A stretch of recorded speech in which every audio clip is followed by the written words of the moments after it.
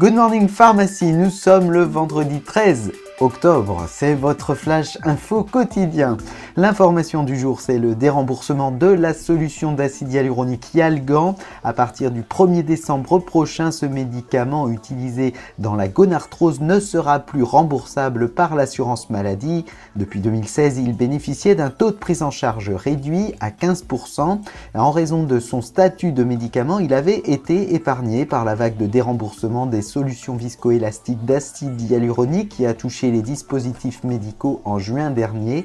La décision de dérembourser Yalgan s'appuie sur des arguments scientifiques. Son efficacité est jugée faible dans l'arthrose du genou et Yalgan n'a pas montré de supériorité par rapport aux autres solutions viscoélastiques d'acide hyaluronique. Selon les autorités de santé, il n'y a donc aucune raison pour que Yalgan reste remboursable alors que les dispositifs médicaux d'acide hyaluronique injectable ne le sont plus depuis le 1er juin. À compter du 1er décembre, donc, seules les solutions viscoélastiques Artrom et Osténil devraient continuer à bénéficier d'un remboursement.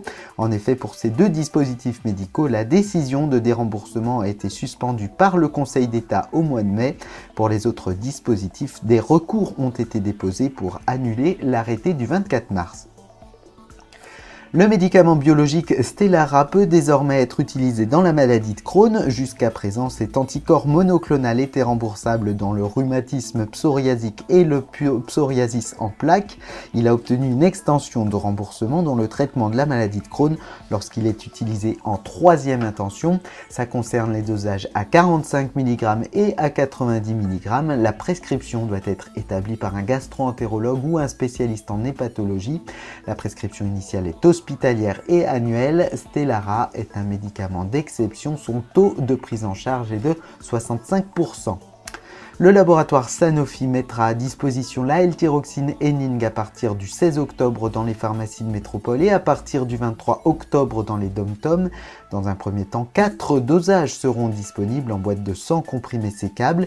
Il s'agit des dosages à 25, 50, 100 et 150 microgrammes de lévothyroxine.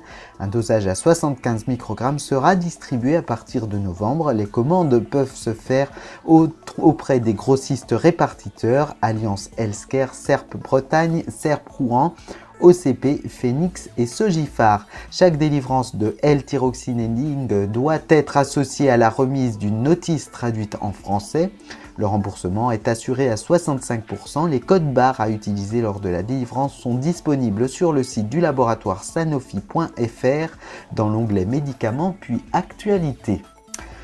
Il n'y a pas de nouveaux effets indésirables avec la nouvelle formulation de lévothyrox. C'est un des enseignements que nous révèle l'enquête de pharmacovigilance menée par l'ANSM et dont les résultats ont été publiés avant-hier. En revanche, le nombre de signalements est inédit au cours des 6 derniers mois.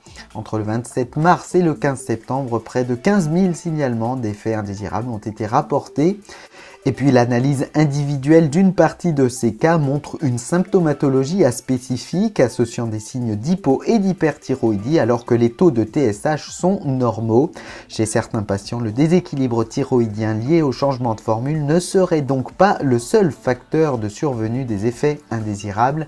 Les investigations se poursuivent pour approfondir ce point. C'est la fin de cette édition. Je vous retrouve demain matin dès 6h. Très bonne journée en pharmacie.